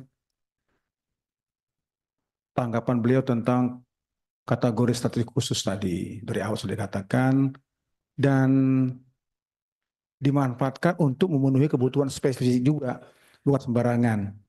Dan juga apa saja yang disebut staf khusus tadi. Ini Pak Mulyadi sudah sampaikan tadi. Nanti beliau akan menjawab karena waktunya juga mepet, akan jawab dalam tertulis ya Pak. Nah, kami terima, nanti kami sampaikan kepada teman-teman yang lain. Baik, berikutnya ini terakhir dari Bapak Umbu dari fraksi Golongan Karya. Kami silakan Pak Umbu. Terima kasih pimpinan. Assalamualaikum warahmatullahi wabarakatuh. Saya ingin mendapat masukan dari narasumber. Sehubungan kerja-kerja statistik di pemerintahan kita, ini kan ada dari berbeda-beda dari kementerian lembaga, ada dari statistik sendiri, dari pemerintahan daerah juga melakukan sensus, dari pajak juga melakukan kegiatan sejenis, dan dari lembaga-lembaga lain. Ini kan yang kami lihat, kami sudah pernah FGD, sudah tercetus dalam pembahasan itu tentang bagaimana kita pusatkan kegiatan statistik pada satu lembaga. Apa mungkin itu dilaksanakan? Sehubungan dengan kewenangan, pendobelan anggaran, kalau lembaga-lembaga dan kementerian ini banyak yang melakukan survei, banyak yang melakukan validasi data di lapangan, ini menyangkut juga masalah kewenangan dan anggaran. Terus, kenapa saya berkata begini? Dengan banyaknya lembaga, kementerian yang melakukan survei, ini masyarakat kan menjadi objek. Ini berkaitan langsung dengan adanya ancaman pidana bagi yang menghalangi atau tidak bersedia melakukan kerja-kerja sehubungan dengan tindakan statistik tersebut. Nah, karena begitu banyak lembaga, masyarakat juga yang menjadi objek ini kan capek juga gitu ya. Nah, kira-kira masukan apa mungkin kalau lembaga statistik kita masuk ini bisa menjadi kita jadikan satu-satunya lembaga yang melakukan tindakan-tindakan kerja statistik. Dan hasil kerja itu disuplai untuk kepentingan lembaga-lembaga kementerian lainnya. Nah, itu kita minta masukan lah, ya. Mungkin itu saja supaya ada efektivitas pelaksanaan kinerja lembaga, efektif apa dalam anggaran dan lain-lain. Terima kasih. Terima kasih Pak Umbu dari Golkar. Bisa tambah satu Pak Ketua? Oh, Ibu silakan. Silakan Ibu yang terakhir dari fraksi PD Perjuangan. Terima kasih Ibu Bapak Evita. pimpinan, Bapak-bapak narasumber yang saya hormati. Terima kasih tadi atas paparan yang diberikan, cukup memberikan data dan informasi yang bisa memperdalam dan memperkaya kita di dalam membahas RUU ini. Namun demikian, saya yakin Bapak-bapak di depan sudah membaca draft RUU yang ada. Saya hanya saya memiliki catatan yang ingin saya tanyakan kepada Bapak-bapak narasumber. Apakah menurut Bapak-bapak bertiga ini, dalam RUU revisi ini sudah mengedepankan independensi dan kredibilitas? Karena kita tahu bahwa independensi daripada lembaga statistik ini sangat penting. Bagaimana kita meyakinkan bahwa lembaga statistik ini tidak bisa menjadi alat untuk politik maupun kepentingan ekonomi tertentu. Itu pertanyaan saya yang pertama, apakah sudah ada di dalam RUU ini? Yang kedua, apakah di dalam RUU yang di draft ini Pak, kan tantangan terbesar daripada lembaga statistik ini, statistik yang dihasilkan ini menjaga kredibilitas daripada data statistik itu sendiri. Apakah proteksi terhadap itu sudah pasal-pasal yang ada sudah memuat hal-hal tersebut Pak? Tadi kalau Pak Prof Burhanuddin mengatakan ada hasil khusus, statistik khusus, bla bla bla dan lain-lain. Menurut saya kan yang paling penting adalah statistik ini adalah one data for all, kan begitu. Kalau mengenai apakah itu nanti bersifat khusus, bersifat apa, itu adalah output. Kalau lembaga survei itu kan kita bisa minta outputnya kita mau yang seperti apa. Tapi data administratif dan demokratifnya itu kan satu Pak. Nah, apakah bagaimana kita bisa menjamin di RUU ini bahwa tadi Bapak katakan jangan sampai kementerian ini datanya beda, kementerian ini datanya beda. Jadi memang statistik dari data statistik yang ada ini bisa dipergunakan oleh semua departemen yang ada. Kita kan tahu Pak, yang sangat mudah aja lah. Data wisatawan ke Indonesia aja itu beda-beda. Ya kan? Itu baru satu dari Kementerian Pariwisata. BPS beda, Kementerian Pariwisata beda, Pemda beda. Nah, ini bagaimana One Data for All ini bisa benar-benar masuk di dalam ini, tentunya berkaitan dengan yang Bapak sampaikan tadi, metodologinya, ya kan, pengumpulan datanya dan lain-lain. Dan kita tahu di era teknologi saat ini itu kan udah AI, udah segala macam Pak. Apakah ini juga perlu kita masukkan aspek-aspek yang termasuk di dalam pengembangan teknologi yang ada. Kan paperless ya Pak ya. Jadi kalau dulu itu kan memang semua data-data kuesioner apa segala macam diambil, statistik mengirimkan orang. Sebenarnya dengan kemajuan teknologi ini kan nggak perlu mengupdate data pun begitu mudah dengan sistem online yang ada, digitalisasi yang ada. Apakah penguatan tersebut sudah ada di dalam draft RUU yang ada ini atau tidak, Pak? Kemudian transparansi, Pak. Ini kan penting. apakah di dalam RUU yang ada ini memang benar-benar sudah termuat aturan-aturan yang mengatur mengenai transparansi itu. Jadi nggak ada lagi yang tertutup-tutup, Pak. Jadi everybody itu bisa akses data yang benar. Mereka nggak bisa rubah, tapi tentunya dengan batas-batasan. Kalau yang ini data for public, ini data for ini yang Bapak bilang ada yang khusus, ada yang enggak.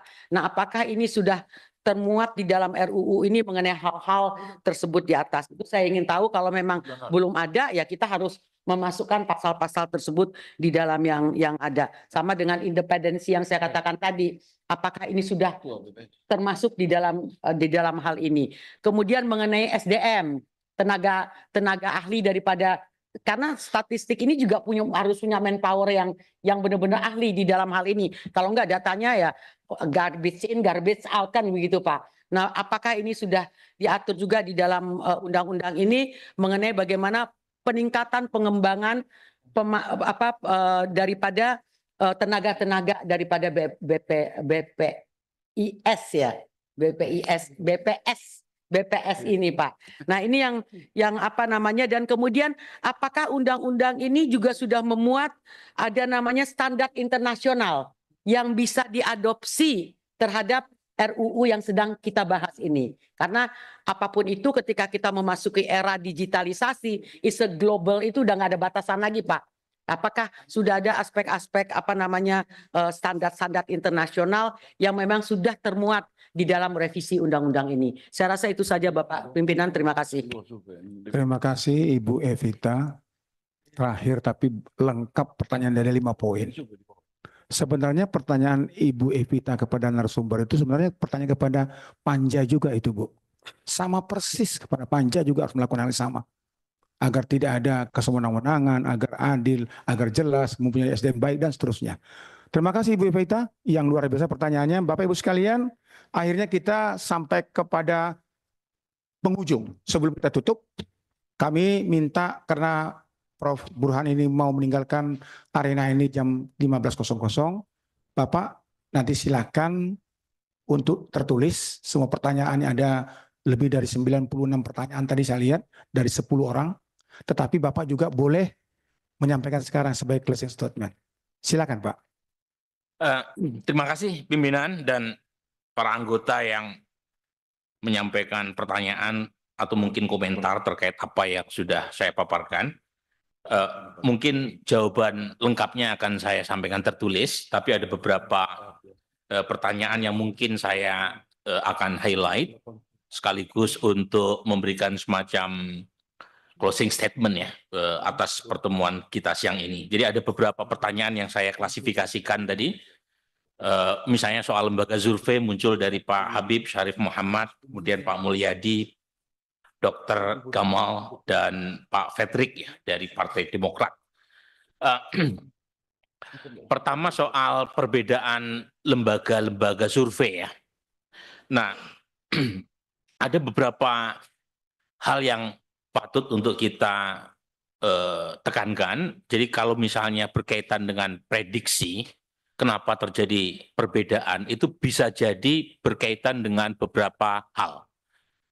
Pertama, timingnya berbeda. Yang kedua, metodologinya berbeda. Contoh misalnya, survei Selios terkait dengan approval rating Presiden Prabowo. Itu metodenya dia bukan memakai probability, tetapi pakai non-probability dengan target populasi responden kelompok expert. Jadi ada 100 jurnalis yang diwawancarai.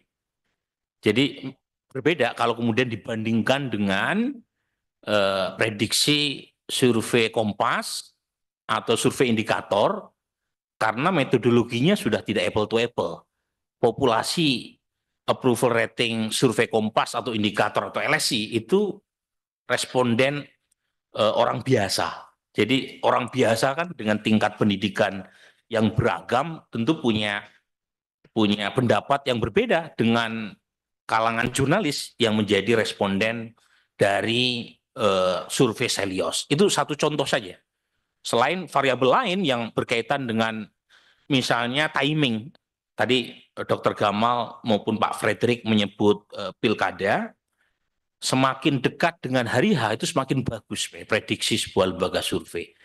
Karena lembaga survei pra pemilu itu parameternya tidak bersifat fix, parameternya random. Jadi ada banyak variabel yang bisa berubah ketika waktu masih memungkinkan mereka untuk mengubah preferensi politiknya.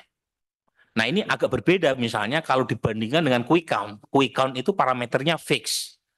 Lebih mudah untuk mengestimasi hasil quick count karena yang kita olah itu data yang sudah akhir rekapitulasi hasil suara. Berbeda dengan survei pra pemilu.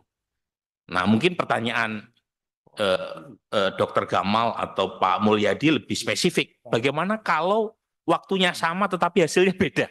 Nah, ini berarti ada potensi satu lembaga yang bersangkutan salah prediksi, yang lain benar, atau dua-duanya salah. Karena kita belum tahu milestone-nya, benchmark-nya ya pas hari hanya kan.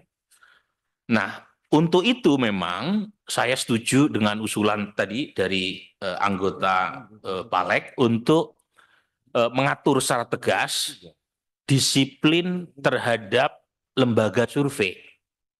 Jadi menurut saya harus diwajibkan lembaga survei masuk asosiasi. Ini saran saya ya. Sebab kalau misalnya lembaga survei tidak menjadi bagian dari asosiasi, kita tidak bisa mengundang dan meminta pertanggungjawaban lembaga yang bersangkutan. Ya, jadi ibarat dokter buka prakteknya tidak sesuai dengan aturan main. Tanpa izin gitu kan. Jadi harus diwajibkan. Nah, peraturan KPU, Bapak pimpinan, anggota, itu sudah menyebut kalau pengen melakukan kegiatan untuk penelitian berkaitan dengan pemilu, entah itu pileg, pilpres atau pilkada, itu KPU menyebut lembaga lembaga survei harus menjadi bagian dari asosiasi. Nah, masalahnya asosiasi tidak disebut. Asosiasi yang mana? Nah, makanya ada satu kasus lembaga survei dikeluarkan atau dikasih peringatan oleh satu asosiasi, kemudian pindah ke asosiasi yang lain yang kurang strict ya dalam mengatur berkaitan dengan kode etik. Nah, kayak begini menurut saya perlu di-enforce oleh undang-undang statistik ya supaya tadi ya karena mereka mengeluarkan rilis ke publik seharusnya bisa dimintai pertanggungjawaban secara akademik. Nah, kemudian yang kedua tadi muncul juga dari Habib Syarif Muhammad ya, dari PKB berkaitan dengan pendanaan. Ya. Nah, ini isu lama sebenarnya pimpinan dan para anggota Balek. Ya. Jadi kalau menurut aturan World Association for Public Opinion Research atau Persepi, itu kewajiban buat anggota asosiasi Persepi atau WAPOR itu kewajiban berkaitan dengan independensi akademik. Jadi, nah ada isu yang lain yaitu independensi finansial. Nah, pertanyaannya berkaitan dengan pendanaan, apakah anggota dewan itu mempertimbangkan untuk memasukkan variabel itu ketika lembaga survei merilis hasilnya. Nah, di asosiasi itu yang diwajibkan hanya independensi akademik, hanya tanda kutip ya. Jadi kita harus mengeluarkan wordingnya, kemudian metodenya, kemudian raw datanya. Kalau diminta oleh Dewan Etik kita harus serahkan untuk diaudit secara forensik ya, dan seterusnya dan seterusnya. Tetapi untuk pendanaan itu tidak diwajibkan oleh asosiasi kami untuk disclose. Nah, kebetulan itu mengacu pada pengalaman saya, lembaga saya. Jadi 2009 waktu itu ada kesepakatan di asosiasi untuk merilis lembaga survei, hasil survei yang dirilis harus disampaikan pendananya. Kita sebut pendana survei kami. Waktu itu Fox Indonesia kita sebut saja karena kita merasa kami bisa mempertanggungjawabkan secara akademik dan percaya masyarakat bisa memisahkan antara hasil survei dengan pendana. Tapi ternyata kan bikin heboh berbulan-bulan waktu itu ya. Dan kami jadi sasaran tembak, dipanggil kami sama ketua asosiasi Persepi saat itu, diminta Mas Burhan nggak usah rilis perdananya. nanti bikin repot kami, masyarakat belum siap. Ya, itu aturan baru dari Persepi yang kemudian memperbolehkan lembaga survei untuk tidak mendisclose pendananya. Yang penting validasi sampelnya dan seterusnya dan seterusnya. Nah, tapi kalau misalnya itu menjadi kewajiban asosiasi, saya siap. Ya, karena saya merasa survei itu tidak mudah untuk membangun kepercayaan, dan kalau misalnya ada lembaga survei yang berani bermain-main dengan angka, ya cooking the numbers, saya kira hidupnya atau usianya tidak akan panjang. Tapi lagi-lagi itu dipersilahkan buat balik ya untuk mempertimbangkan. Kemudian tadi disebut juga soal bandwagon underdog effect. Jadi memang ini isu yang sangat akademis sebenarnya ya, bukan hanya politis, Bapak pimpinan ya. Jadi sampai sekarang tidak ada data yang konklusif yang menyebutkan kalau misalnya survei dilakukan, dirilis sebelum pemilu itu akan mengubah perilaku pemilih. Kan banyak yang mengatakan survei yang dirilis itu punya efek mempengaruhi pilihan.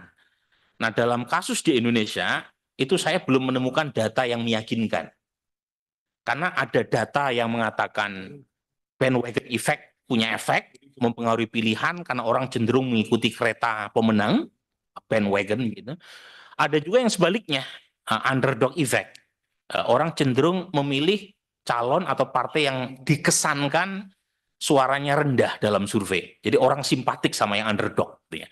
Efek melodramatik. Dua-duanya sejauh ini tidak meyakinkan, karena beberapa saya kebetulan punya banyak data yang menunjukkan di satu sisi ada underdog effect yang terbukti menjelaskan hasil akhir sebuah kontestasi elektoral, ada juga yang bandwagon. Tetapi satu ini saya harus mengatakan apa adanya. Survei apalagi dilakukan oleh lembaga yang kredibel itu punya efek kepada politisi dan funding, bohir, itu efeknya jelas kalau itu, gitu ya. Jadi efeknya bukan kepada pemilihnya langsung, tetapi kepada sponsor dan politik, terutama dalam memetakan perilaku koalisi di level elit. Nah, itu saya bisa meyakini itu. Jadi kalau misalnya survei yang kredibel menemukan temuan yang konsisten, jadi terjadi semacam ijma ulama survei begitu ya, itu di atas tuh terjadi konsolidasi itu di level sponsor maupun di level politisi, tetapi tidak langsung efeknya kepada pemilih gitu. Nah, itu berkaitan dengan survei. Nah, kemudian tadi Pak Muslim Ayub, saya terus terang tidak setuju ya kalau responden atau informan dalam penelitian itu dikenai pasal pidana kalau tidak bersedia menjadi narasumber dalam survei atau riset. Jadi saya mohon ini jangan dimasukkan karena itu bertentangan dengan kode etik penelitian. Dalam kode etik penelitian, seseorang berhak untuk menerima atau menolak. Bahkan kalau kami misalnya bekerja sama dengan lembaga-lembaga kampus dari luar negeri, itu kami harus menuliskan konsen secara tertulis. Ya, kebetulan ada beberapa riset sama Harvard sama Yale, itu wajib tuh. Jadi kalau jadi tidak cukup izin lisan, Pak. Harus tertulis. Nah, kalau di Indonesia kan lisan boleh ya. Jadi apalagi kalau kemudian dikenai pasal pidana. Jadi jangan sampai, Pak, saya mohon, apalagi tadi ternyata ada pasal lain yang kontradiktif ya. Jadi ikutin pasal yang tadi yang mengatakan berpartisipasi itu hak ya, bukan kewajiban bagi responden. Kemudian sinkronisasi antar KL dan Bu Evita tadi berkaitan dengan lembaga ini ya, lembaga semacam BPS. Tadi ada pertanyaan-pertanyaan juga dari Bu Rai juga dari PKS. Kalau di asing di luar seperti apa? Nih sepengetahuan saya ya, nanti saya cek lagi, saya pastikan lagi apakah betul atau tidak. Nanti saya akan masukkan dalam jawaban tertulis. Di negara-negara barat, itu lembaga BPS-nya itu tunggal, dan dia menjadi supplier dan provider utama buat semua institusi pemerintahan, penyatuan gitu. Jadi one data for all. Jadi tidak ada cerita misalnya BPS bikin kemudian KPU bikin, kemudian Kementerian Dalam Negeri bikin, itu kan mohon maaf ya, buang-buang uang gitu loh. Ya, kita sedang penghematan, tiba-tiba banyak yang bikin untuk hal yang sebenarnya sama. Jadi ego sektoral mohon diselesaikan dalam RU ini. Misalnya kalau di US itu tanggung jawab berkaitan dengan sensus isu ekonomi, politik, budaya, kemudian hukum itu ya ada di US Census Bureau. Ya. Kemudian di UK itu ada di ONS, Office for National Statistics. Kemudian Kanada ya statistik Kanada. Ya. Di Prancis INSEE. Itu satu aja Pak. Jadi ini lembaga yang bertanggung jawab melakukan semua hal yang berkaitan dengan data pengumpulan data di level pemerintah dan sangat independen Bu. Jadi nggak bisa cerita BPS di sana ya itu diatur-atur sama pemerintah misalnya untuk menurunkan indikator kemiskinan, menurunkan level inflasi, nggak ada cerita. Jadi ini penting supaya gitu ya kita mendapatkan data yang semurni-murninya untuk baseline pengambilan kebijakan. Sebab kalau datanya beda-beda nanti repot di kita, repot di policy makers. Jadi saya kalau ditanya sama Bu Evita, apakah draft undang-undangnya sudah menjamin independensi itu? 1-2 kalimat ada ya penegasan soal independensi tadi, tapi saya merasa masih kurang.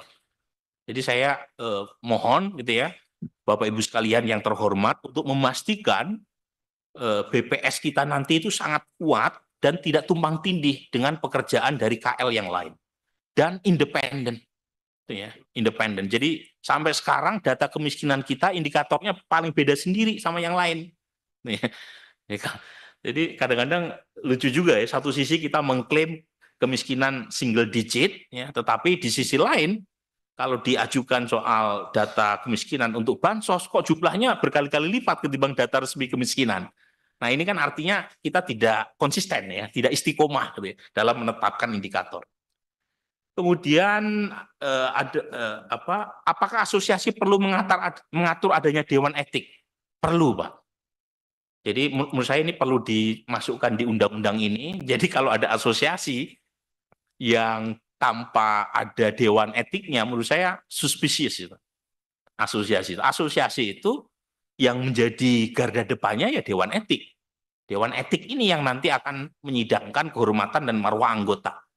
Jadi khusus untuk asosiasi Polster harus ditekankan dewan etiknya siapa dan diminta pertanggungjawabannya. Kemudian Pak Andreas tadi overall saya sudah sampaikan juga jawaban-jawaban saya.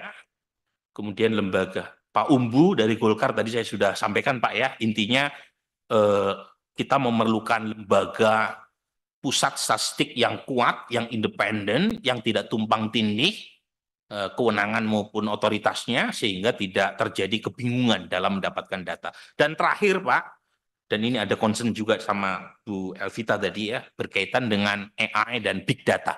Tadi Pak Philip juga menyampaikan.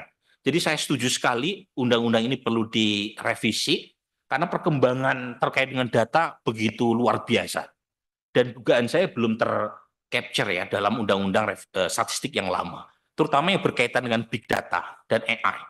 Ya, jadi ini isu yang menurut saya sangat penting, misalnya kasus Facebook yang memagari datanya sehingga kita nggak bisa crawling data seperti dulu sebelum kasus Donald Trump mengalahkan Hillary ya pada masa 2016 ya Pilpres yang pertama.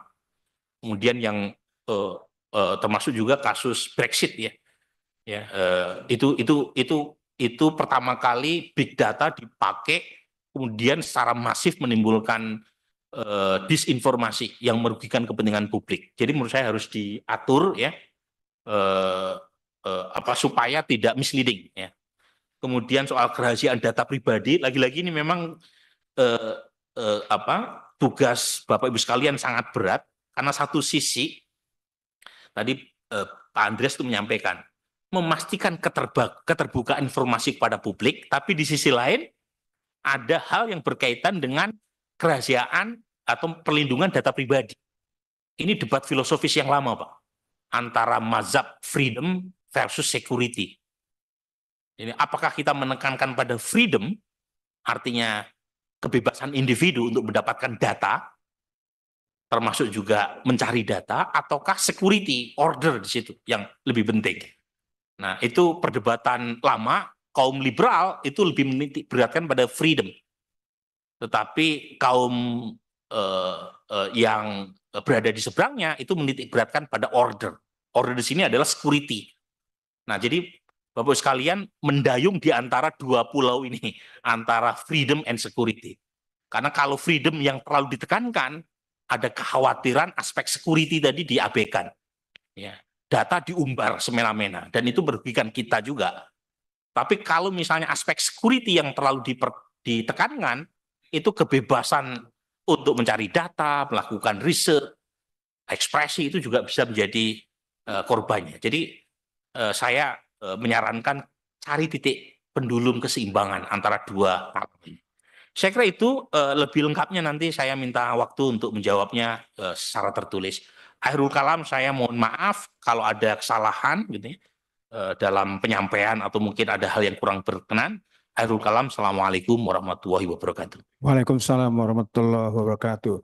Terima kasih Prof. Burhanuddin Muhtadi. Berikutnya kepada yang terhormat Bapak Filipus Pereira, kami silahkan. Iya, terima kasih Bapak Pimpinan. Saya kira sama ya, karena konsennya sama tadi semuanya sudah disampaikan oleh Prof. Burhan. Mungkin saya mau menambahkan sedikit soal apa namanya kerahasiaan tadi, informasi yang rahasia itu. Saya sih merasa selama itu kalau berkaitan dengan apa data statistik yang mau dipublikasikan, jadi statistik khusus, tapi nanti untuk dipublikasikan, saya kira mungkin memang perlu dipertimbangkan itu soal. Saya setuju soal ada pengawasan, ada pelaporan, karena kan itu jadi bisa ya menyesalkan publik kalau dilakukan secara tidak benar. Tetapi untuk statistik khusus yang memang untuk internal, bukan untuk dipublikasikan, saya kira memang itu barangkali tidak perlu dipaksakan. Karena toh itu benar-benar untuk kebutuhan pribadi. Itu saya kira ya. Lalu kemudian soal kewajiban, apakah masyarakat wajib dipaksa untuk menjadi responden dari survei atau riset? Kalau untuk survei basic ya, dasar seperti sensus, barangkali saya kira mungkin perlu ya sensus ya, kita wajibkan, karena sensus itu datanya basis dan memang itu untuk kebutuhan lebih luas gitu ya. Tapi kalau untuk yang selain itu saya kira tidak ya, harusnya responden masyarakat diberikan keluasan untuk mau menjadi responden ataupun tidak. Saya kira ya, itu penting juga nanti apa namanya kredibilitas dari hasil riset, hasil survei. Kalau dipaksakan terus dia jawab seenak-enaknya gitu ya, karena saya terpaksa tapi saya bohong-bohong aja, nanti juga hasilnya menjadi bias juga kadang-kadang, karena apa namanya tidak ada kebebasan dalam memilih untuk menjadi responden atau tidak responden. Saya kira itu. Lalu mungkin tadi saya juga ingin ikut menyarankan bahwa kalau bisa ini juga bisa mendorong ya, undang-undang ini sekaligus bisa mendorong tadi apa satu data ya, inisiatif pemerintah sebenarnya. Saya kira sudah ada itu Perpresnya kalau tidak salah itu ya, beberapa tahun lalu 2019 saya kira kalau saya tidak salah, soal satu data Indonesia, tapi sampai sekarang belum terwujud gitu. Padahal tadi kalau itu ada, saya kira semua kekhawatiran kita tentang data yang tumpang tindih, tentang terutama kelembagaan itu, riset-riset lembaga yang tidak mengikuti, tidak apa namanya metodologinya juga tidak sama, itu barangkali bisa diselesaikan di situ. Saya kira itu barangkali yang bisa saya tambahkan. Terima kasih Pak Pimpinan. Terima kasih kepada kedua narasumber yang luar biasa, Bapak Profesor Burhanuddin Muhtadi dan Bapak Filipus Pereira, yang telah menyampaikan banyak hal tentang rencana kita akan merevisi Undang-Undang Nomor 16 Tahun 1997 tentang statistik. Memang undang-undang ini cukup lama, Prof, belum kita revisi. Sudah 28 tahun malahan. Jadi sudah cukup lama, sehingga perlu kami sampaikan pada hari ini bahwa masukan, pandangan baik yang tertulis maupun yang langsung tadi, yang telah disampaikan para narasumber, akan menjadi bahan masukan kita untuk merevisi undang-undang statistik tersebut. Bapak Ibu sekalian yang saya hormati dan saya banggakan, demikian rapat dengar pendapat umum Badan Legislasi pada hari ini telah kita selesaikan. Semoga Tuhan Yang Maha Kuasa menyertai kita, memberi kekuatan, kemampuan, lahir batin kepada kita semua, sehingga kita dapat menjalankan tugas-tugas kita dengan sebaik-baiknya. Dengan mengucap syukur kepada Tuhan Yang Maha Kuasa, rapat dengar pendapat umum pada sore hari ini saya nyatakan ditutup.